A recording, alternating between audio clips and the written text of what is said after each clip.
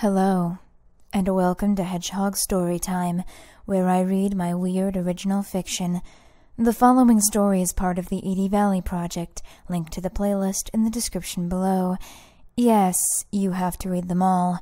No, that's not a request.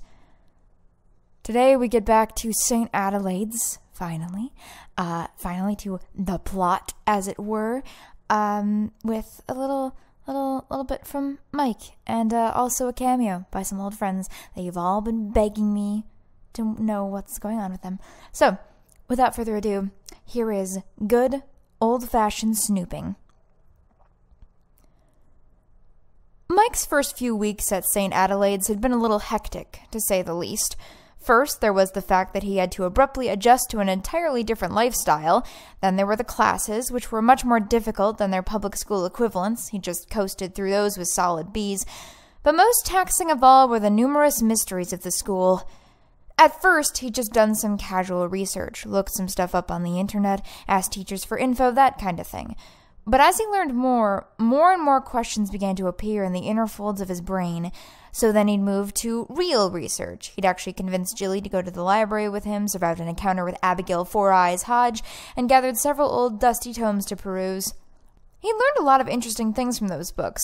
St. Adelaide's had been a mental ward back in the 1800s before finally being shut down for good in the 40s. He'd known that much already. The official story was that it had been abandoned for years afterward, but Mike had found several sources, only one of which had been a shitty site that hadn't been updated since 2002, that pointed to the buildings being used as a government research facility of some kind in the 50s, presumably to combat the Soviets. He read some crazy ramblings from a conspiracy theorist about creating paragons of the future, but that seemed way too far-fetched, whatever it even meant. Regardless, the land was finally reopened as a school for gifted youth in the 70s, and it remained so to this day. Unfortunately, every source he'd found had failed to mention the founder of the school beyond a few offhanded references, which wouldn't have seemed odd except that every article, website, and book avoided the subject like clockwork. Searching for the director directly did nothing either, and this only made his thirst for knowledge worse.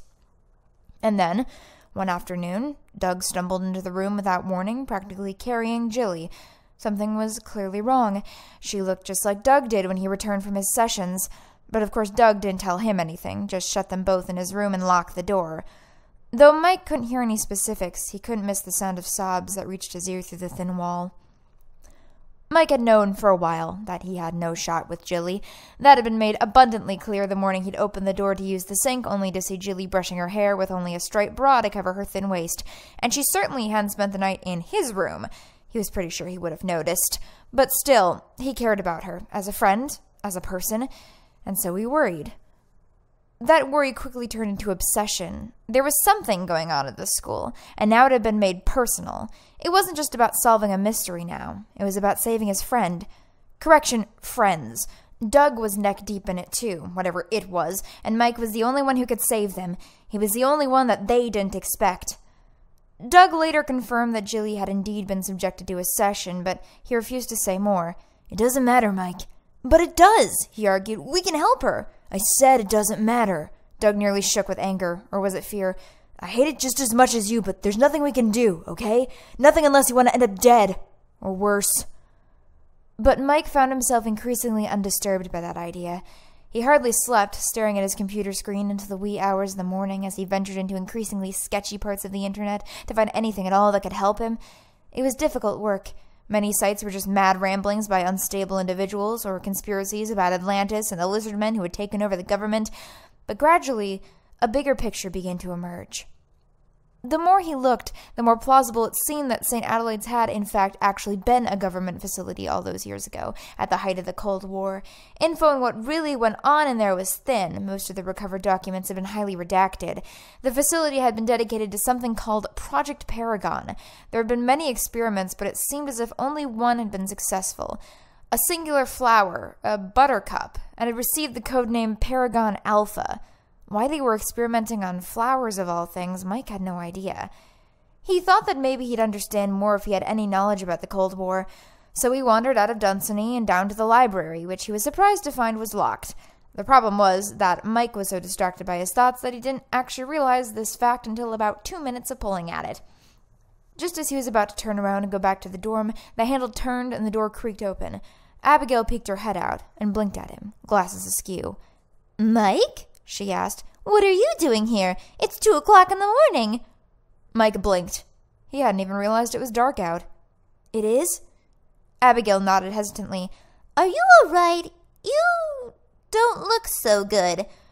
Running a hand through his tangled hair, Mike couldn't answer. He had no idea how all right he was on a scale of all rightness. The world seemed like a big, confusing box with a bunch of colored squares. What in the world were they called? I'm fine," he answered instead. "I need a book." "A book?" She raised an eyebrow. "At this time of night?" "Rubik's Cube! That's what it was. Wait, no, Mike, focus." "Wait," he realized a second later. "What are you doing here at this time?"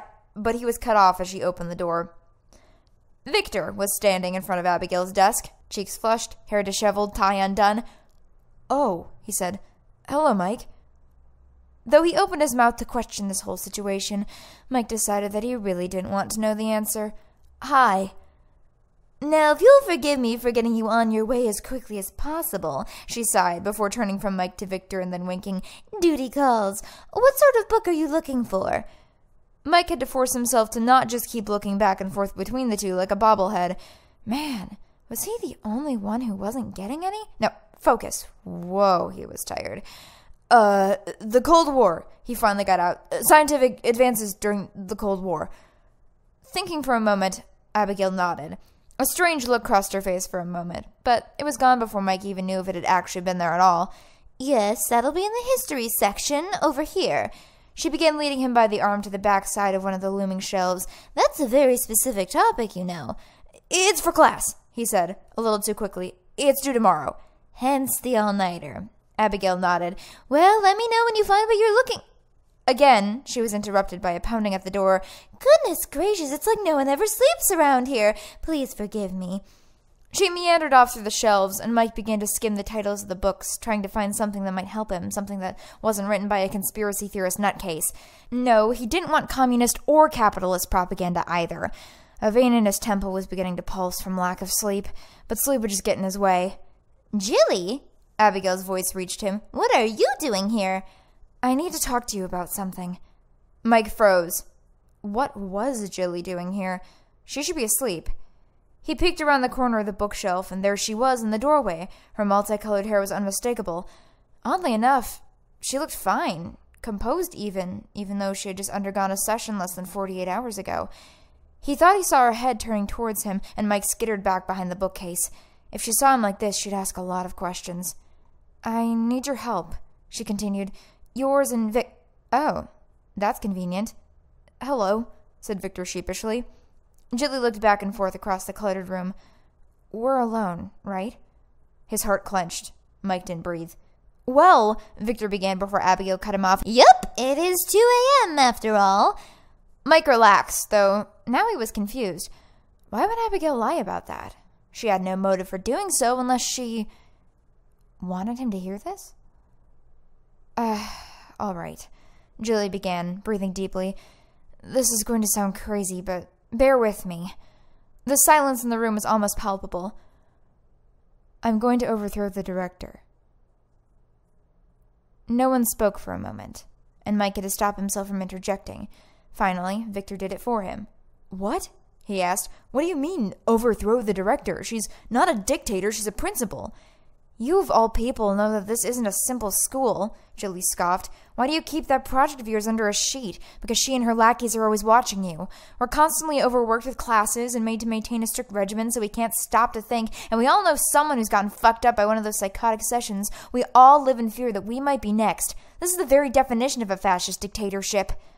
But this is a school," Victor replied weakly. We chose to be here." Again, the room was quiet, and the others looked at each other warily. "I didn't choose to be here." Jilly broke the silence. "My agent forced me on a plane here, and I haven't heard a word since. Did you?" "My parents found my projects and almost sent me to a mental ward before St. Adelaide's contacted them," Victor admitted. "It's the same for me," Abigail whispered. Jilly nodded.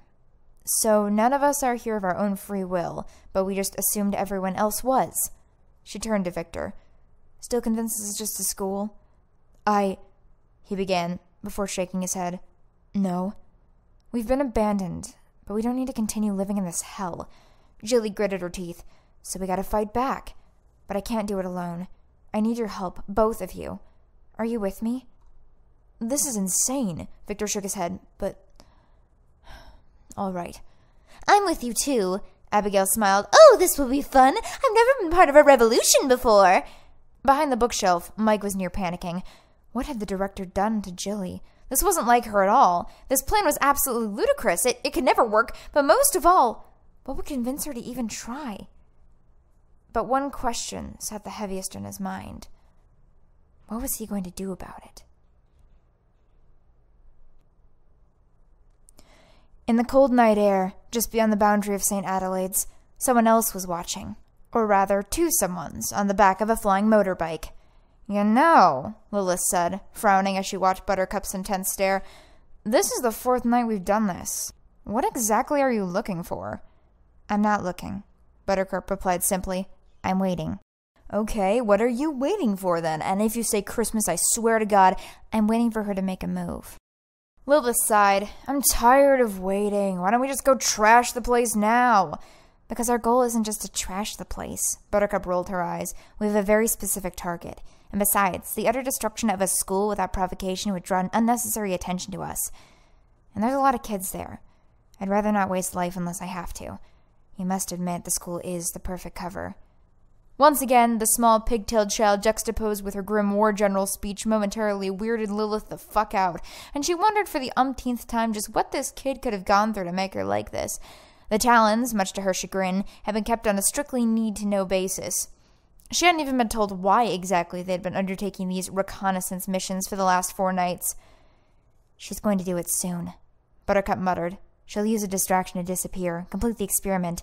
She's so close. I can feel it. And that's when we strike! No. Then we keep waiting. The motorbike dropped a centimeter in Lilith's confusion. What? Why? Because that's when our allies will emerge. But we don't need allies. Let's just go destroy the place now. No. Buttercup put her foot down. Metaphorically, because they were in the air. The 3 of you couldn't beat me. You won't stand a chance against what's in there. And it's not all about strength. So we wait. But waiting's boring! I know, my friend. Buttercup nodded. I know.